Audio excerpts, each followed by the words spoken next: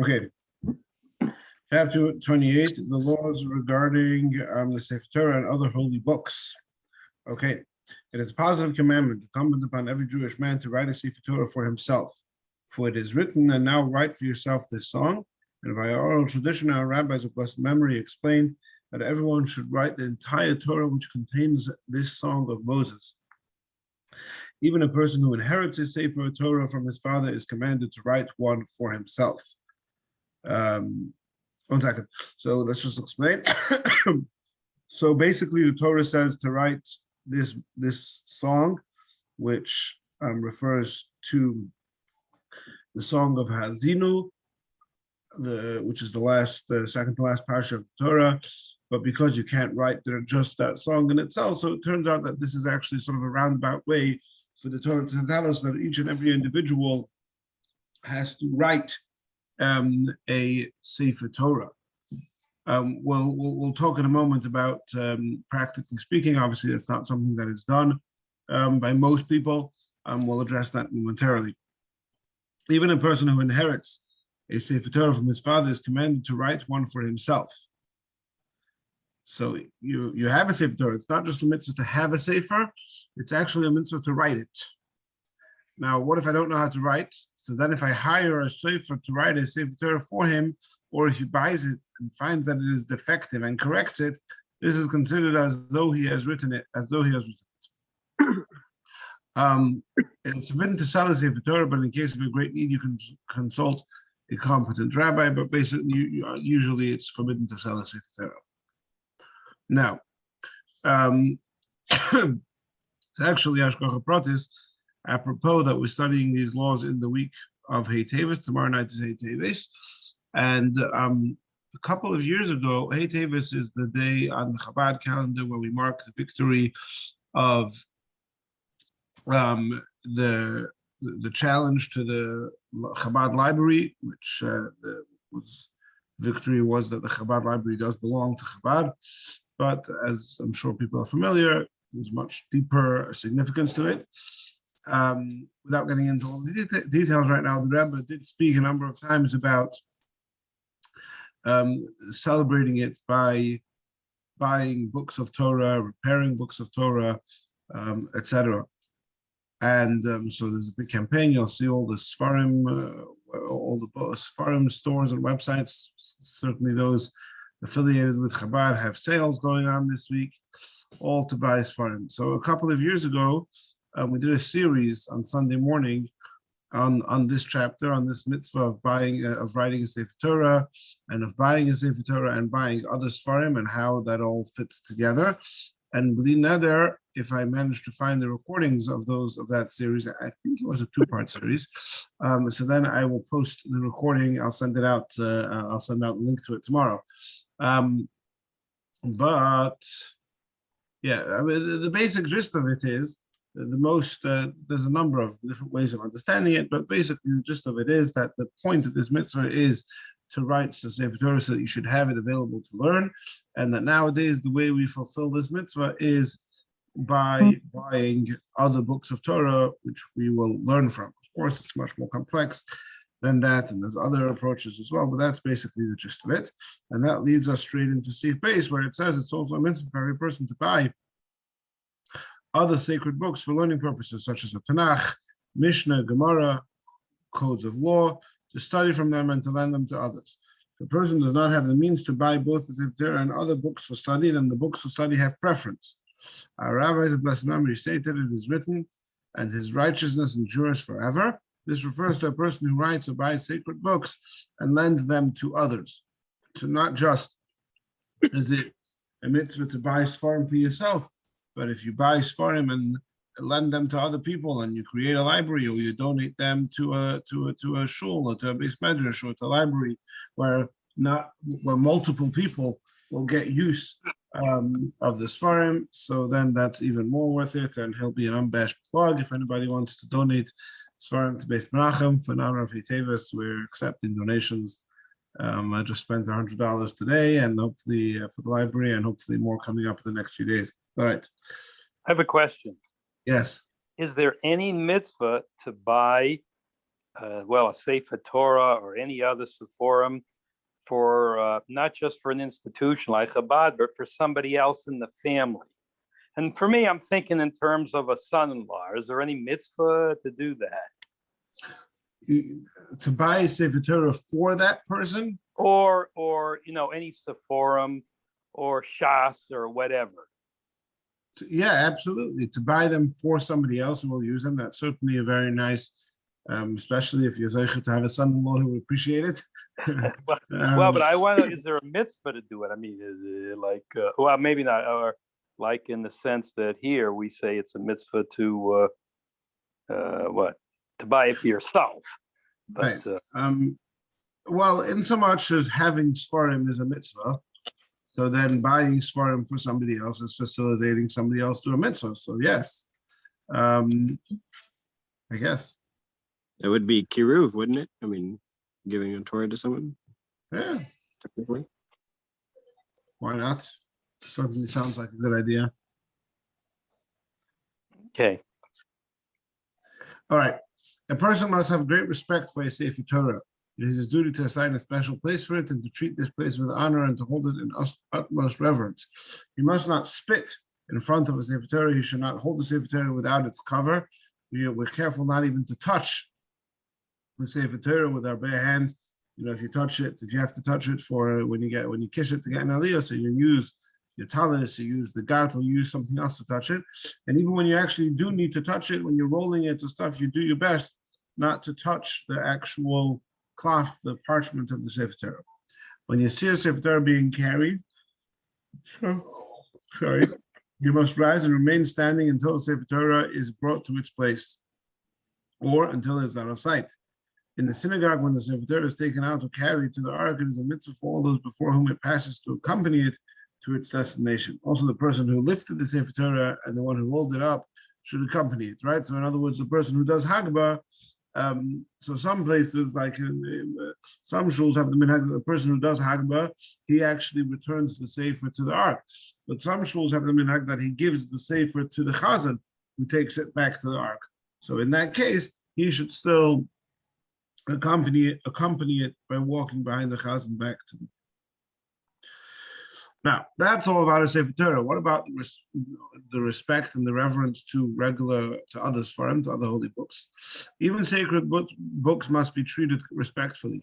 There's a book called a sefer b'halacha, and it's a whole sefer, a whole book about all the laws of how you're supposed to treat holy books. Anyway, but here it just has one paragraph in it. If they are on a bench, it is forbidden to sit on this bench unless the books are placed on something that is at least 1 tefach in height. So you shouldn't sit or lie on the same level as a sefer. It should be on another, either on something else, or it should be higher up. So if you're lying on the couch or sitting on the couch and you have a sefer on the armrest of the couch, that's fine. Certainly, it is forbidden to place a religious book on the floor. You should not place a religious book on your knees and rest your elbows on it. In an emergency situation, it is permissible to sit on a chest, like on a chest which contains sacred books. But if it contains a sefer Torah, it is forbidden to do so. You're never allowed to sit on top of an Aron Kodesh. There's actually laws that comes up once in a while. Bob, your son had this question once about sleeping on top of an Aron Kodesh. If the shul is on the one floor of a building, and the floor on top of that is a living quarters, so then there's a whole shiloh. What are you allowed to do on the floor on top, directly above the Aron Kodesh? You are allowed to place a chumash on top of Nevi'im, which is the prophets and Ksuvim, and the books of Ksuvim on top of Nevi'im, and conversely, Nevi'im on top of Ksuvim, right? So, but not permitted to place Nevi'im and Ksuvim on top of Chumashim. So basically, scripture is divided into 3 sections. There's the Chumash, which we call the Pentateuch, the 5 books. And then you have the rest, which is divided into the Nevi'im and Ksuvim, the prophets and the writings. So the prophets and the writings are equal level of Kedusha, of sanctity, and therefore it doesn't matter which one is on top of which. But nothing should be on top of the Chumash. And Nevi'im, Ksuvim should not be on top of the Chumash, and certainly any other sefer should not be on top of the Chumash.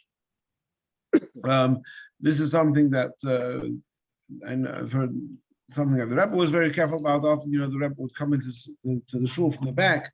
So if he would ever notice a sefer on top of the chumash, he would take it off, or he would indicate to whoever was standing near it to take it off. So you come to shul and you take your chumash and your siddur and whatever else your reading pile, you make sure the chumash is on the top of the pile. Sefer Torah that became worn must be stored away with dignity. The same must be done with other religious books, sacred writings, sacred articles. It is forbidden to burn them, and this is what we call today geniza or shemas, that holy things, we don't just throw them in the garbage. There's a special way to dispose of them, which basically they bury it. And there's all different questions, if they could bury them in bags or boxes, if they have to be buried bare. But whatever the case is, we bury them. It's called geniza, which means to be hidden or stored away, and they're treated with respect. Sacred writings should not be thrown around, even if they are sacred writings should not be thrown around, even if they are only books of law or agada. In other words, it's not actually scripture, it's just later works. They should not be thrown around, and they may not be placed upside down. If you find them the wrong side up, you must place them in the proper position. Now, here's an interesting thing, because if you're talking about a scroll, so it's telling you that a scroll should not be placed upside down, which that's something which could be determined. You have a scroll and it's either the right way up or it's upside down. But when it comes to a regular book, we have it, right? This is a book. If you have it, quote unquote, the right way up, half of the pages are the right way up and half of the pages are upside down. And if you flip it over, it's still going to be half of the pages the right way up and half of the pages the right way upside down. So perhaps it could be argued that it's not as important to turn a sefer upside down, right way up, than it is to turn a scroll. But nevertheless, the prevalent custom definitely is that we're careful whenever if we encounter a holy book upside down. The dignity of the book is that it should be the right way up. And every so often you'll be in somebody's house and you'll notice a book on the shelf upside down, and then you'll point it out and they'll say, no, that book actually has the cover on back, and it's supposed to be that way because the inside of the book is upside down. It is forbidden to urinate in the presence of religious books. In an emergency situation, they should be placed at least 10 tefachim above the ground. It's forbidden to make a covering or a mantle for any sacred article out of material that was used for common purposes. So you're going to make a mantle for the sefer Torah, a covering for the sefer Torah. It should be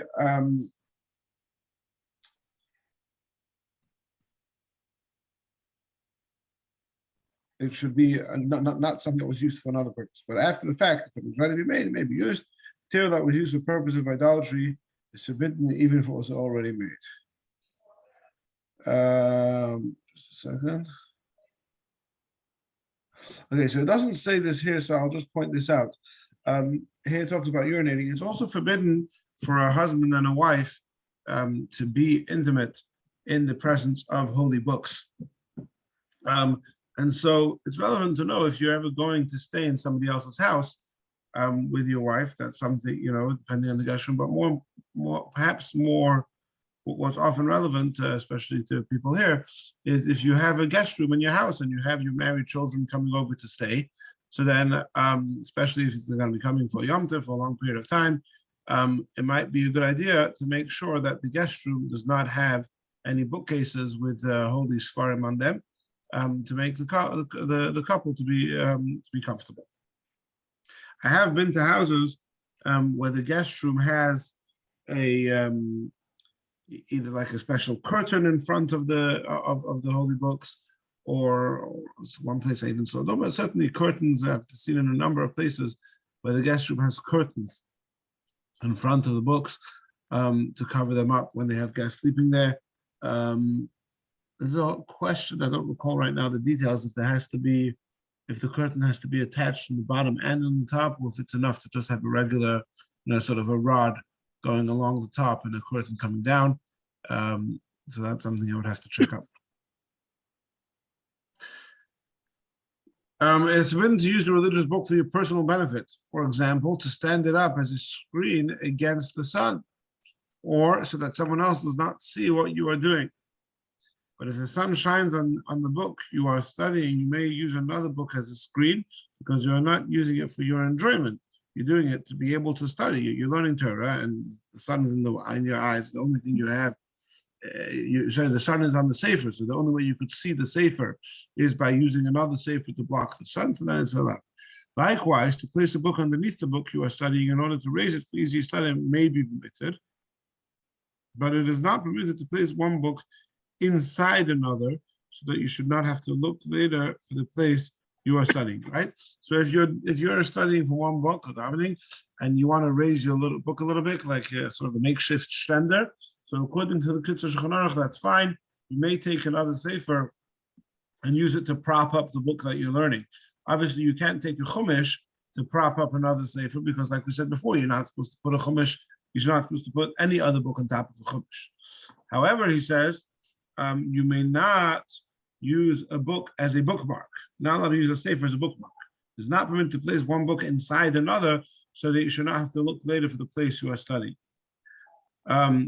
Now, you should not draw lines on note paper in order to write a commentary on the Torah by placing the paper on the book, because the note paper is not sacred until something is written on it. So he's saying don't use, nowadays we have lined paper, but basically don't use the sefer as a ruler to make lines on a paper that you're going to write words of Torah on, because even though once you've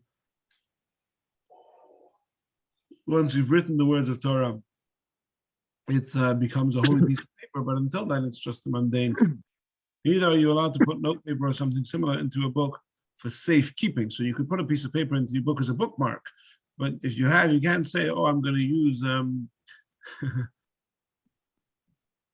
it just reminded me of a very old time, I won't say his name, because I'm sure he had the hat of, he was a good Talmud Chacham, and perhaps there are others who disagree, I don't know, but in London there used to be a man who was a Russian, and he lived his life very Russian, and one of his businesses was he used to change money. You'd come, you're traveling you need shekels, you need euros, you need dollars, you would come with your pounds, and he would have all his foreign currencies and stacked away. And in this sefer, on this page, he has his $100 bills, and on the other sefer, on another page, he had his $20 bills, and that's how he kept. It was an experience going to change money with him. Anyway, now somebody who destroys sacred writings violates the negative commandment of Lo Yisasem Kein Hashem Lekech. Don't do this to the Hashem your God. This is a pasuk in Parshas Re'eh, where it says that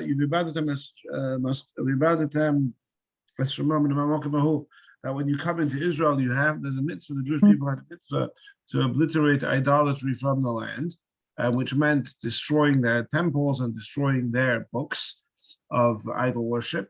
And then it says, Lo Yisasem Kein Hashem Lekechem. Don't do this to the Lord your God, to Hashem your God.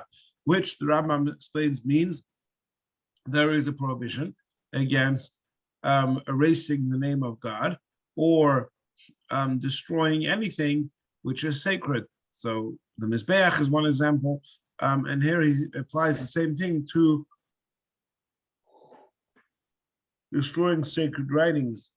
Sacred, I don't know if this, strictly speaking, sacred Kitzur HaKodesh means probably a sefer Torah, or other, sort of scrolls where you have the text of the Megillah. I'm not sure that this applies literally to other books. Anyway, whether it applies literally or not, it certainly applies in spirit. We must protest against those bookbinders who paste sacred writings into the book covers. So they used to use the binders. They used to have to make glue. So how do you make glue? You get old pieces of paper and you mix it together and you create some sort of paste, which when you put in the bindings of the books to keep it strong as a glue. So whatever old papers you could get your hands on. So that's what the book binders used to do. You also must be very careful when you give old sacred books to a non-Jewish bookbinder. You should remove the old covers and hide them so the bookbroker will not install them into secular books. Okay, again, something which for the most part is a lost art and not so relevant. Okay. It is forbidden to buy a sefer Torah from a non-Jew for more than their true value, in order not to encourage them to steal and rob them. So every so often, the story come up. Somebody steals talis and tefillin from a Jew, and all they want is to go to another Jew and say, "Oh, here I found this. Will you buy it from me?" And they tell you $100, $1,000, whatever, and then you bargain with them and tell them, "Nah, this is not worth very much. I'll take it from you for $5." And then you get it from them. But don't give more than their value, because we don't to encourage them to do this. However, at their actual value, it is our duty to buy them. Even when the writing is defective and therefore they must be stored away, these sacred writings must be redeemed from non-Jewish hands. So even if I'm just going to redeem it to put it in Geniza, it's better that I should do that rather than allow it to remain in non-Jewish hands where it would be desecrated. If the non-Jew demands an exorbitant price, we must bargain with him and persuade him to sell them at a private price. If the non-Jew persists, we should let them keep the objects. We should not ask the non-Jew to sell them at a price that is too low, lest he become angry and throw them away, and they become totally ruined. So basically, you have to be careful. If a sefer Torah falls out of someone's hand, even if it is covered by the mantle, he must fast, and it is a custom that those who see it fall should also fast. It's also customary that if somebody's tefillin fall, that he should fast, or at least, perhaps in some cases we would say redeem the fast with money to tzedakah, but okay. It's forbidden to write a biblical verse without lines, without sirtut means. 1 second. Some authorities also forbidden to write secular words in the Ashuris Bethlehem, which is a sefer. It's written. Okay. Sirtut means lines. Again, nowadays we just have paper, but it means on parchment. Yeah, I'm not sure exactly if this is something that's so relevant to us nowadays, but maybe I'll look it up and review that next week. And I guess we finished the sermon, so it's probably a good place to stop unless there's any questions. Yeah, I have a question. In that section that you just read, where something falls, either a sefer or tefillin or whatever. And then when it says fall, you're meaning fall to the floor, right? Not just falling, slipping from your hands and somebody else catching it, right? It's falling to the floor. Now let's take the case of tefillin, but it's tefillin that's already in a bag, all right? And the tefillin, or well, I don't know if it's true with talisim, but a tefillin that's in a bag and the bag falls on the floor, is that considered the tefillin? No, so if it's in the bag, the idea talis is not it doesn't come into the equation, because talis is not a chayfetz of kedusha. It's a chayfetz of a mitzvah, but it's not a holy object. Tefillin, so you have to have kiss b'seich kiss. It needs to be within 2 cases in order for it to be protected. But usually the tefillin are in 2 cases, because you have the box that the tefillin are in, and then in addition you have the bag that the tefillin are in. The problem is that if the bag is miyuchad for the tefillin, if the bag is only for the tefillin and for nothing else, so then it doesn't count as a second covering. But if you have, sometimes some people don't use the bag only for the tefillin. Some people might keep a siddur in the bag, or a gartel, or change for tzedakah. And certainly, if you have the plastic covering on top of that, so you might have like a velvet bag inside a plastic cover, and the plastic cover you also use for books or papers or whatever else. When you're traveling, you might stuff a few things into, so then it certainly counts as an additional level of protection, that if it falls to the ground, you don't have to fast.